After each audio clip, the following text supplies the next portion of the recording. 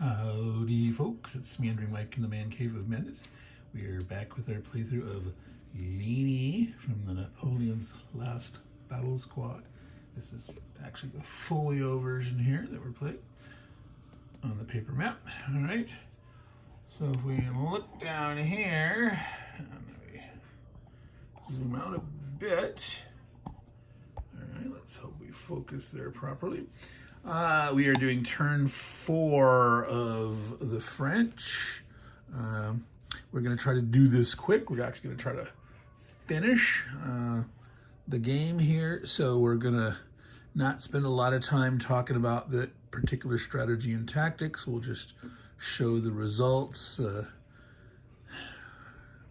As mentioned in the last video, the Prussians have a pretty good defensive line for the most part. The French are a little bit over here. There's been back and forth here. But here the Prussians are exposed on a salient to these guys in Saint Armand. They're decent, relatively decent defense. There's 8 strength points doubled. These guys are protecting those flanks slightly behind the river. However, this guy can be surrounded. The question is whether the French are willing to engage all this at once or not. Let's see. So let's be back when we're ready for the clash along the line. All right, so for turn 4, the French have maneuvered in position.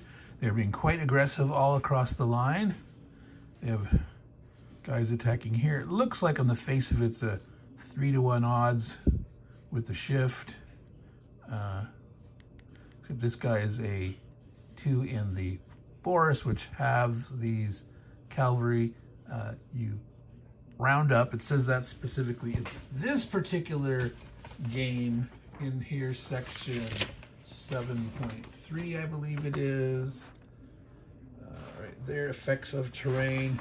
It says if you're having your up, so he would be a 2, he would be a 1. That's 3, 4, 5.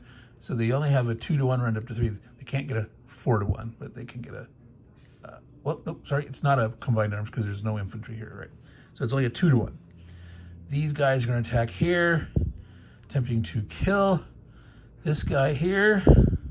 This is 5 strength in the open. They have 4, 8, 10, which is a 2-to-1 with the combined arms.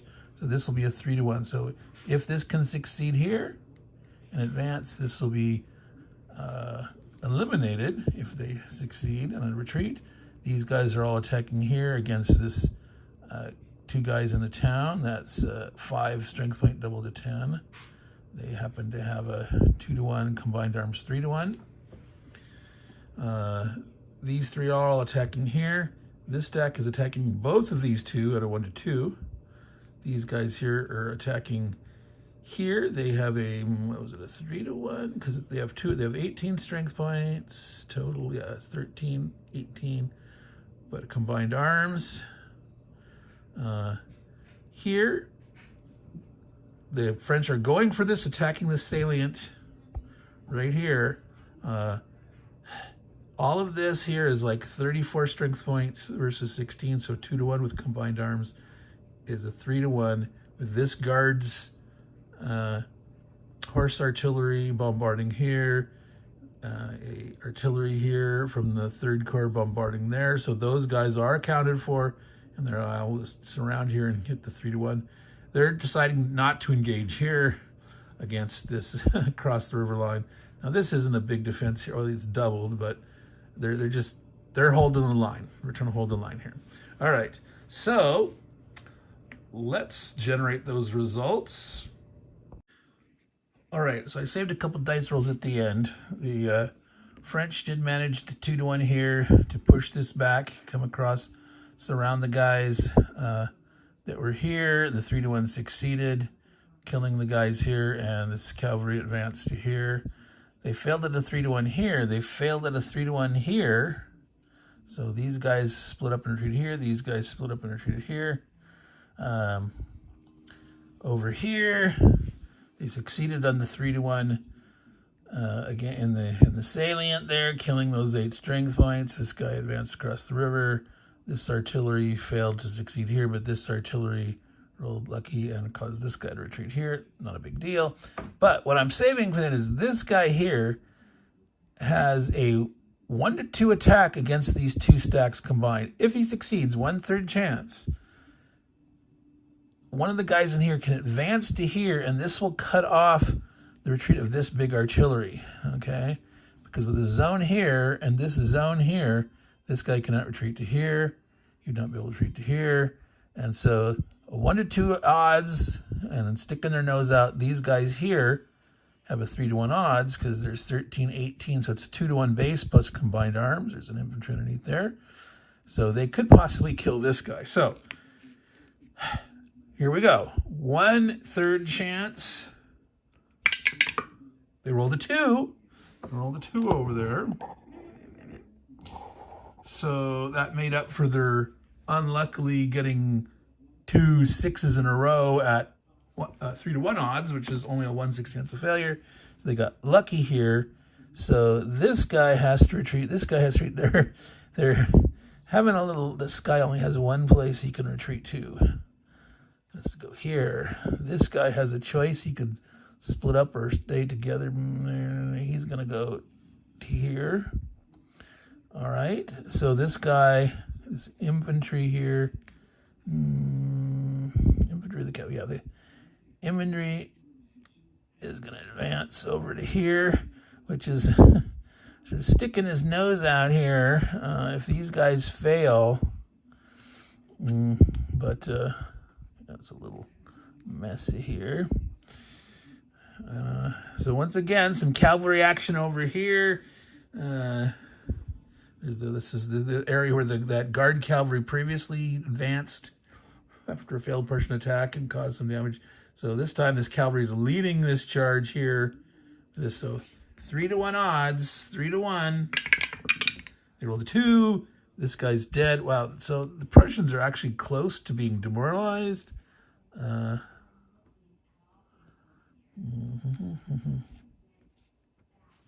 Advance.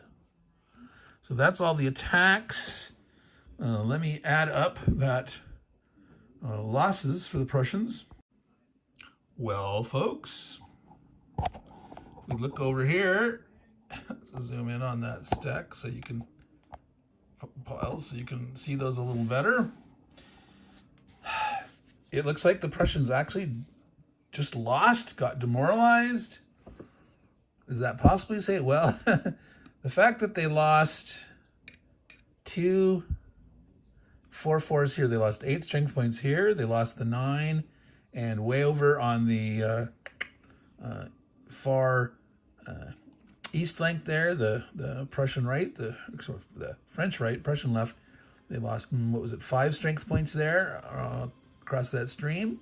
So there's 4 strength, that's 20, 29, plus 6 is 35, plus 9 is 44. Well, wait a minute, the Prussian demoralization level is 55 in this scenario. Well, remember there's those modifiers for Saint-Armand and Ligny hexes, right? So while the 55 is the demoralization level for the Prussians, each hex in Ligny, there's 4 of them, and Saint-Armand, well, the French occupied all 3 hexes of Saint-Armand.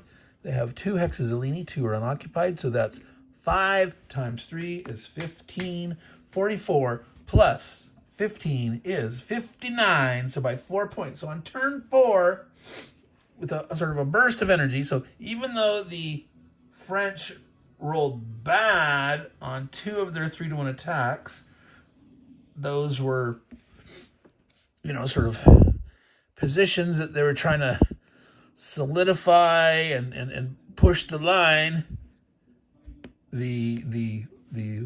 If this 1 to 2 had not succeeded and they couldn't surround, they would only been retreating this, that 9 points would have made the difference. It still would have been really close. The French have only lost 9 so far, and the Prussians, would have been up at 50.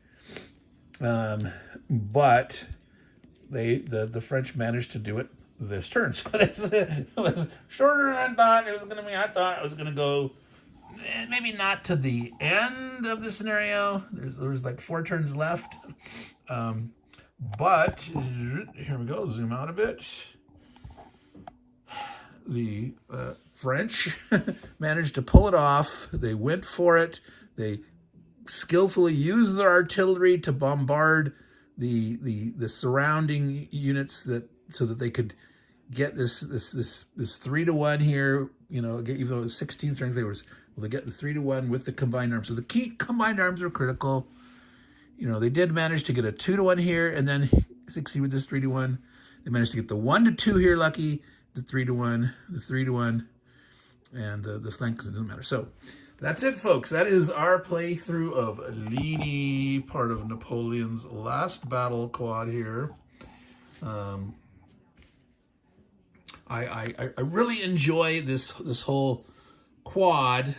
Some people don't like the Wavre battle, which is north of here, that happens. Grouchy and Blucher doing a rear guard. So that Bülow's 4th Corps can make a beeline towards Waterloo. I enjoy that scenario. It's different. If you haven't played it, it's a weird holding rear guard action where both sides can potentially exit units off the map. Just let it be known that there is a typo in the rules. They didn't even fix it, the typo in the rules, when they reissued it, the decision game version the first time. I'm assuming it got fixed eventually. But they're saying certain things like exiting off the east edge of the map, they mean west. You know, it's like units are needing to exit towards Waterloo. You know, march to the sound of the guns. The Prussians are trying to head that way. The French are trying to head that way, potentially. So just, you know, so. And of course, then there's the classic Waterloo. La Belle Alliance is the name of the battle in this particular quad. I don't particularly like that scenario as much in this system because it's very congested to me, and I do not like the way they've modeled the chateaus. To me, the chateaus are a little overpowered, and there's just some strangeness to them. So yeah, I don't like that very much. So I don't play that Waterloo one very often. I might get to it on the channel eventually, but yeah, I think I do Wavre. That's to me, that's a fun one. It's a mathematical puzzle of figuring out when to exit units, not too soon as the Prussians. You can't leave too many units on the map or the French will score too much, but there's a certain window where the Prussians exit guys to score points, and if they don't score those points, they need to hang around to delay the French, but then they still need to get off the map to not count at the end as leftovers that are, you know, are going to cause victory points to the French. So anyway, I'm Meandering Mike, Man Cave Madness. Something like, hey, this is so short, but that's okay. It's okay to have short ones. I need more short videos. Some of you guys just do not have the willpower stamina to watch my very long, meandering, you know, over an hour long videos. So hopefully you enjoyed this. So this was game number 1 in my 10 games for the year for the War Room. For those of you that don't know, I was on the War Room a couple weeks ago. So if you can find the episode on ID Gesture's channel called The Blast from the Past, I am on that. So you can watch that. We talk about old games that we liked, you know, 15, 20, 25, 30, 40 years or more ago that we still like now, that we still play. And also, in a little announcement, upcoming on this Sunday, which I believe is March 16th, if my counting memory is correct, I will be on the Dan and Artie, the Chit Show. Yes, the Chit Show. I will be there, and the topic is to be organization, or the lack thereof. If you have a chance to, go ahead and watch that. I'll be on there. So, Meandering Mike, Man Cave of Madness, gonna sign off, and remember, take care of your games, and they will take care of you. Ciao.